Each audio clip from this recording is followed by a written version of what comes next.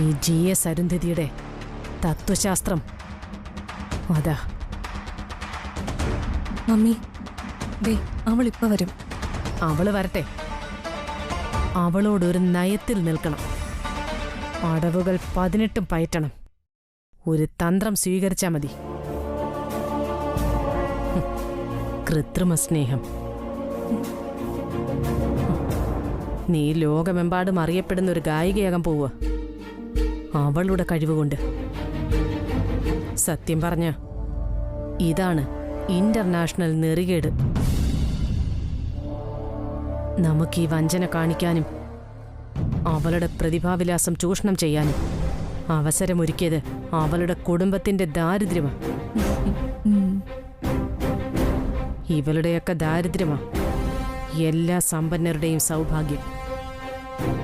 അപ്പോ നമ്മുടെ കാര്യങ്ങൾ നടത്തിയെടുക്കാൻ വേണ്ടി ചില സമയങ്ങളിൽ അടിച്ചൊതുക്കി സംസാരിക്കാം, ചില സമയങ്ങളിൽ സ്നേഹത്തിലും പെരുമാറണം. ശരി മമ്മി. ഈ കാര്യം നടന്നു കിട്ടും വരെ നമുക്ക് സ്നേഹത്തിൽ സംസാരിക്കാം.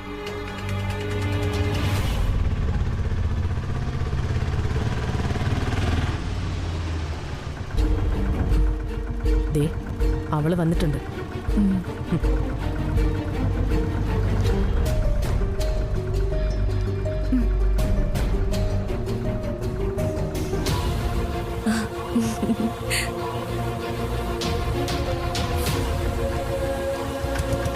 എന്താ ശ്യാമ അവിടെ നിൽക്കുന്നത്?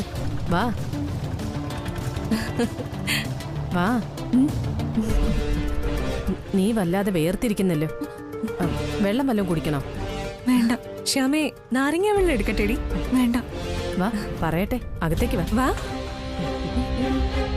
വാ ശ്യാമേ, ഇരിക്ക്. ഇരിക്ക്. ശ്യാമേ, ഇതുവരെ നമ്മൾ നടത്തിയ പ്രോഗ്രാം പോലെയോ റെക്കോർഡിംഗ് പോലെയോ അല്ല ഇത്. ഇതിത്തിരി റിസ്ക് പിടിച്ച സംഗതിയാ. എന്നുവെച്ചാ ശ്യാമേ, ഇത് കോടികൾ മുടക്കി പിടിക്കുന്ന ഒരു മലയാള സിനിമയിലെ പാട്ടുകളാ.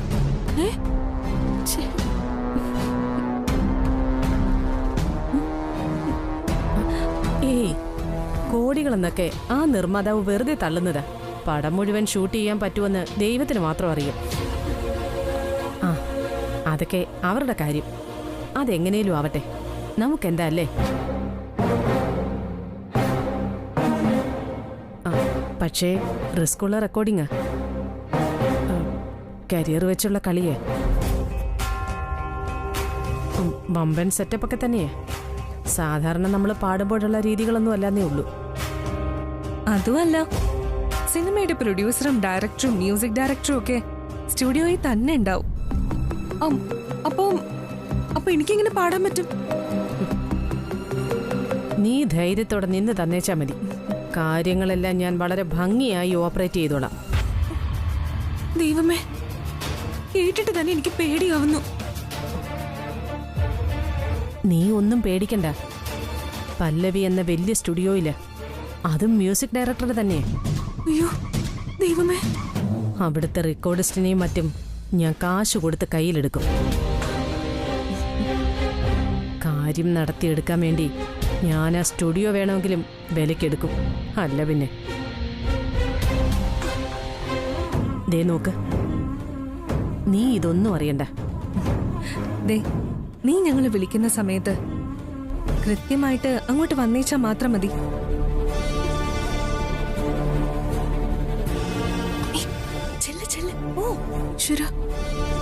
അതെ, ഇത്രയും കാര്യം മുഖത്ത് നോക്കി പറയാനാ ഇങ്ങോട്ട് വിളിപ്പിച്ചത്.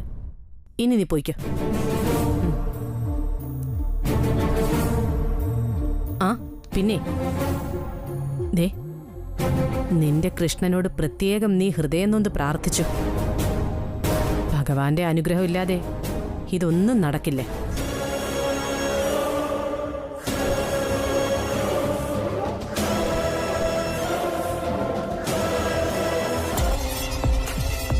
മമ്മി, ഇതൊക്കെ നടക്കുമല്ലോ അല്ലേ?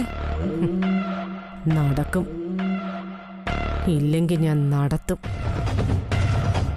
ഈ അരുന്ധതിയെ അവക്കറിയില്ലേ.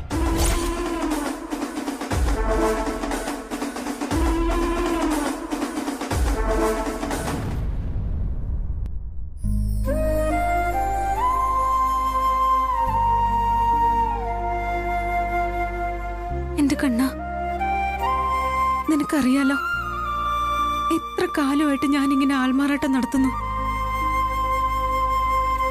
നീ എനിക്ക് തന്ന എന്റെ കഴിവ്, എന്റെ അഭിമാനം എല്ലാം പണയം വെച്ചിട്ടാ ഞാനിത് ചെയ്യുന്നത്. എന്റെ അഖിൽ സാറിനോട് ഞാൻ കള്ളം പറയുകയും ചെയ്യുന്നു.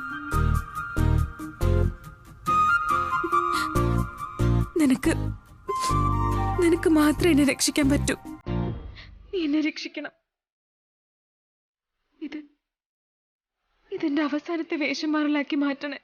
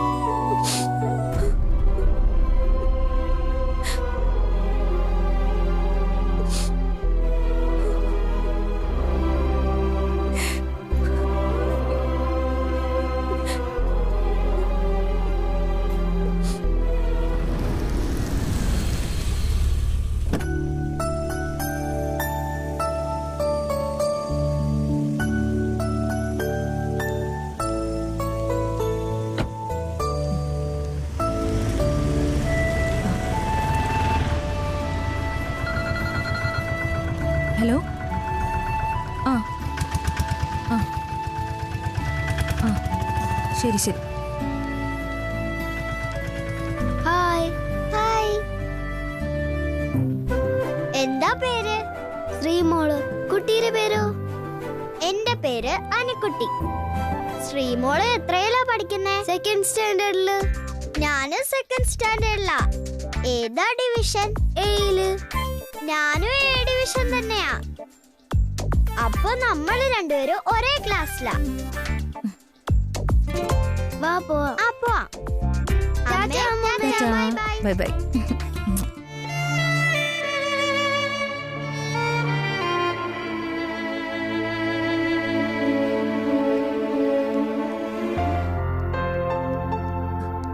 എവിടെയാ വീട്? 4-5 കിലോമീറ്റർ അപ്പുറത്താ. മോളുടെ അമ്മ എന്ത് ചെയ്യുന്നു? ഞങ്ങൾ ഇവിടുത്തുകാരല്ല. 1 മാസം മുമ്പാ ഇങ്ങോട്ട് താമസായത്. എന്റെ മകളുടെ കുട്ടിയാ ശ്രീമോൾ. മോളെ എവിടുന്നാ? ഞാനിവിടെ അടുത്ത് തന്നെയാ, ജഗതിയിലുള്ള ആനന്ദ നിലയത്തിലാ.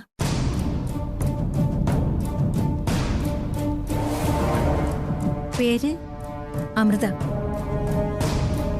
അമ്മയുടെ പേരെന്താ? മീനാക്ഷിയമ്മ. കുട്ടിയുടെ അച്ഛനും അമ്മയൊക്കെ എവിടെയാ വർക്ക് ചെയ്യുന്നേ? എന്റെ മോൾക്ക് ഇവിടെ അടുത്തേക്ക് സ്ഥലമാറ്റം കിട്ടി. പക്ഷെ അവൾ ഇങ്ങോട്ട് വന്നിട്ടില്ല. അടുത്ത ആഴ്ച വരും. ഓ. ആ ഓട്ടോക്കാരൻ ബഹളം വെക്കും മോളെ. ഞാൻ പോട്ടെ.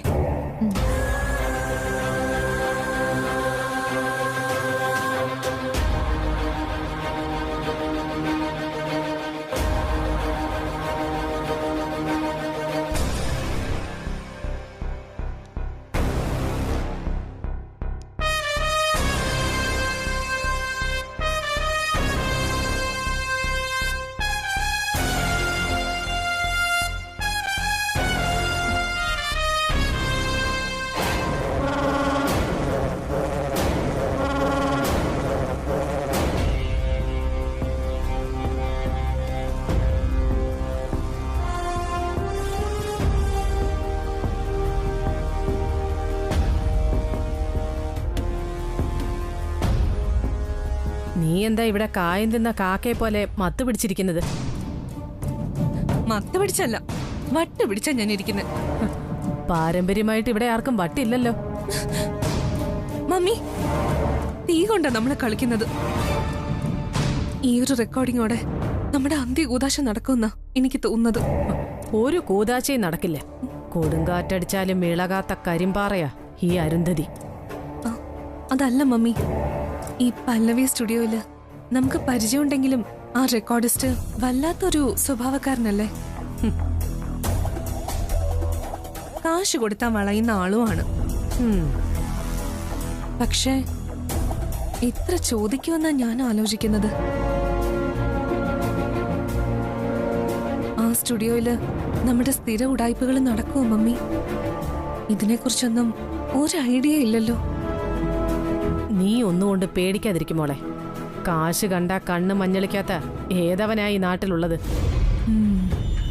ഇതൊക്കെ കാശെറിഞ്ഞ് ഈ അരുന്ധതി എല്ലാം ശരിയാക്കി എടുക്കും. നീ പറഞ്ഞതുപോലെ അവനാള് പുലി തന്നെയാ. ഞാനാദ്യം കാര്യം പറഞ്ഞപ്പോ അവൻ വലിയ ന്യായീകരണമൊക്കെ പറഞ്ഞെങ്കിലും കാശിന്റെ കാര്യം വന്നപ്പോ അവൻ നേരെ മറിഞ്ഞു.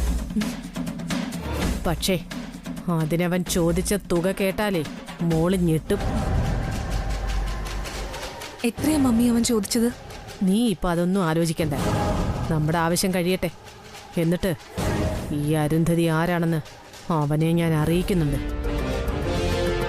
ആ മ്യൂസിക് ഡയറക്ടർ വല്ലാത്തൊരു സ്വഭാവക്കാരനാ. അതാ ഞാൻ മമ്മിയോട് ചോദിച്ചത്. അവൻ വല്ലാത്ത സ്വഭാവക്കാരനാണെങ്കിലേ അതവന്റെ വീട്ടിൽ ചെന്നിറക്കിയാൽ മതി. ഈ അരുന്ധതിയുടെ അടുത്ത് ചെലവാകൊന്നുമില്ല. ഈ ഭൂമിക്ക് താഴെയുള്ള എന്തവൻ പകരമായി ചോദിച്ചാലും ഈ അരുന്ധതി കൊടുത്തിരിക്കും. അരുന്ധതി ആഗ്രഹിച്ചതൊന്നും നടക്കാതിരുന്നിട്ടുമില്ല, നടത്തിയെടുക്കാതിരുന്നിട്ടുമില്ല. മമ്മി, നമ്മൾ ഇത്രയൊക്കെ ചെയ്തിട്ടും നടക്കാതെ വന്നാ? നീ ഒന്ന് ടെൻഷൻ ആവാതെ മോളെ. നിന്റെ മമ്മിയായ ഞാനില്ലേ കൂടെ. മമ്മിയെ പോലല്ലോ ഞാൻ. എനിക്കത്രയും ധൈര്യമില്ല. മാത്രമല്ല മമ്മി, എനിക്ക് ആ ശ്യാമയുടെ കാര്യത്തില് നല്ല സംശയമുണ്ട്. എന്തിനാ മോളെ ഈ സംശയങ്ങളൊക്കെ? റെക്കോർഡിംഗ് ദിവസം ആ ശ്യാമയും കൂട്ടി അഖില വല്ല ടൂറിനും പോയാലോ മമ്മി?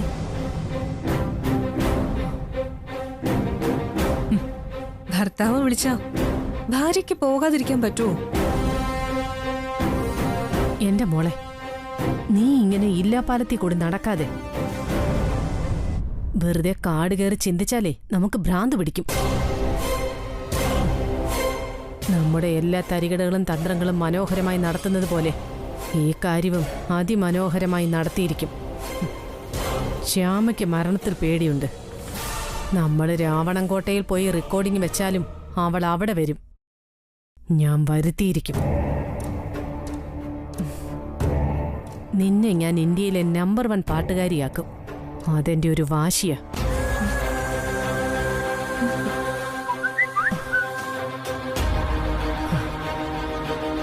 കണ്ടോ, നമ്മൾ വിചാരിക്കും പോലെയല്ല.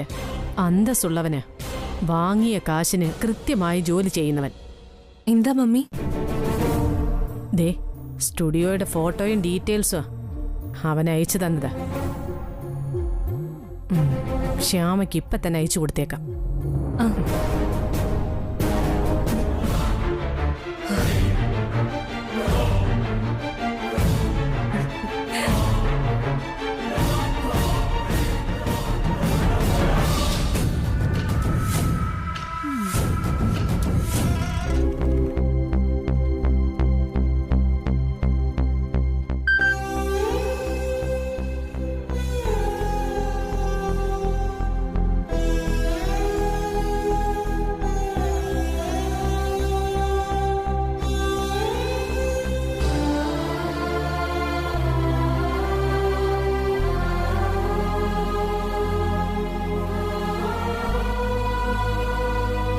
സ്റ്റുഡിയോയുടെ ഫോട്ടോകൾ.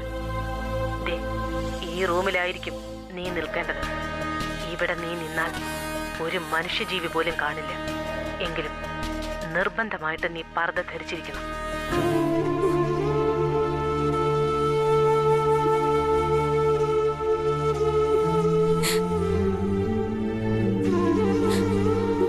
എന്റെ ഭഗവാനെ, എന്റെ കൃഷ്ണ, എനിക്ക് എന്തെന്നില്ലാത്ത പേടി തോന്നുന്നു. ആദ്യമായിട്ട് എനിക്കിങ്ങനെ പേടി തോന്നുന്നു. എന്താണെന്ന് എനിക്കറിയില്ല. എന്നത്തേതും പോലെ ഈ കാര്യത്തിൽ നീ എന്നെ കാത്തോളണേ കൃഷ്ണ.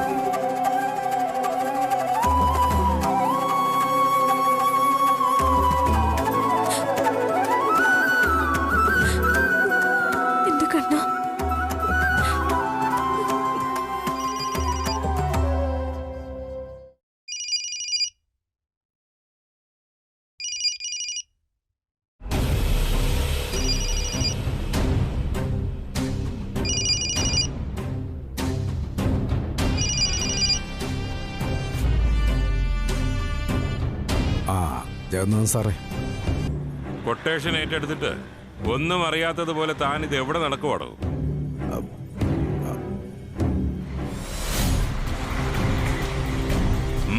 എന്താടോ മിണ്ടാത്തത്? എന്റെ കയ്യിൽ നിന്ന് അഡ്വാൻസ് കൈപ്പറ്റിയിട്ട് താനെന്തുവാ മുങ്ങി നടക്കുവാണോ? സാറേ, അതൊന്നും എന്റെ കുഴപ്പമില്ല. പിന്നെ ആരുടെ കുഴപ്പമാടോ? എന്താ അവിടെ സംഭവിച്ചത്?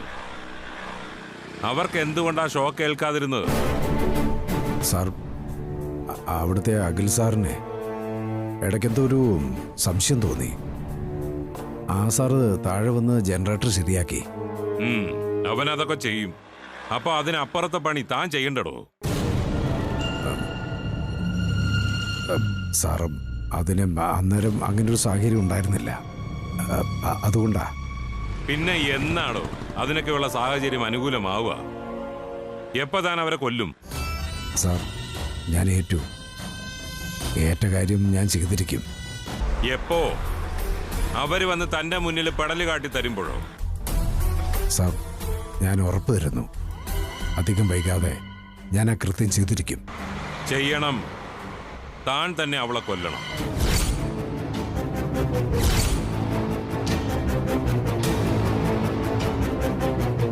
നാരായണ, ഈ ജഗന്നാഥനെ കുറിച്ച് തനിക്ക് ശരിക്കും അറിയില്ലാന്ന് തോന്നുന്നു.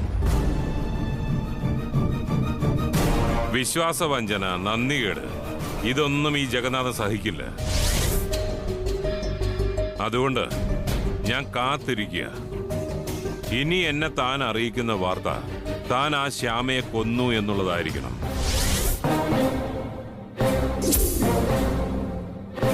ഇല്ലെങ്കിൽ ഞാൻ ആരാണെന്ന് തന്നെ ഞാൻ അറിയിക്കും. തലയറ്റുപോയ നാരായണൻ പെരുവഴി കിടക്കുന്നത് തന്റെ കുടുംബക്കാരും നാട്ടുകാരും ഒക്കെ കാണും. ഓർമ്മിച്ചോ താൻ?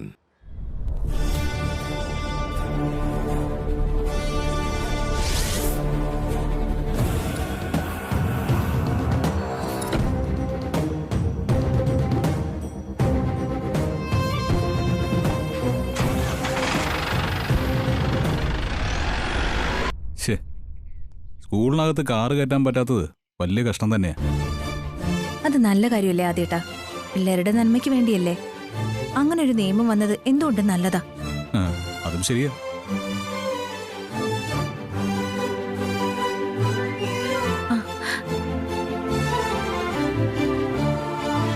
ഞാനിപ്പോ മനസ്സിൽ വിചാരിച്ചതേ ഉള്ളൂ എന്താ കാണാത്തതെന്ന്.